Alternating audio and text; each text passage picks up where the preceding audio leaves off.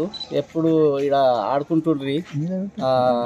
అయితే వాళ్ళిద్దరికి ఇద్దరు ఆడుకుంటుండ్రి. అయితే అగ్గి పెట్టే దొరికింది వాళ్ళకు. దొరికితే ఏమైందంటే వాళ్ళు అగ్గి ముట్టించారు. పక్క ఇంట్లో గడ్డి ఉండే ముట్టిస్తే చెల్లేమో బయటకు వెళ్ళిపోయింది, తమ్ముడేమో లోపల దొచ్చుకుపోయిండు. అయితే మొత్తం ఫైర్ అయి పిల్లగాడు మొత్తం కాలిపోయిండు.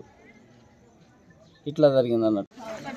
సాయంత్రం అందాజ 3:30 గంటల సమయంలో మాకు 100 కాల్ ద్వారా సమాచారం ఏమంటే చేపూరు గ్రామంలో ఒక ఇల్లు ఫైర్ యాక్సిడెంట్ అయింది, అందులో ఒక బాబు ఉన్నాడని చెప్పేసి కాల్ రాగా మేము ఇమీడియట్గా ఫైర్ స్టేషన్ వాళ్ళకి ఇన్ఫార్మ్ చేసేసి మేము ఇమీడియట్గా ఇక్కడికి రావడం జరిగింది. మేము వచ్చే లోపలనే బాబు ఫైర్ యాక్సిడెంట్లో చనిపోవడం జరిగింది.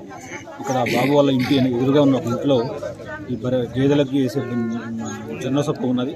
దాంట్లో పిల్లలు యాక్సిడెంటల్గా ఆడుకుంటూ దాంట్లోనే వాళ్ళ చేతిలో ఉన్న బాబు అగ్గిపెట్టెతోటి మంటలు ఇచ్చగా ఇమీడియట్గా పొగలు రాగానే అందులో వాళ్ళ పెదనాన్న కూతురైన జైనాబాను అమ్మాయి బయటికి వెళ్ళి వచ్చేసింది మొత్తుకుంటూ.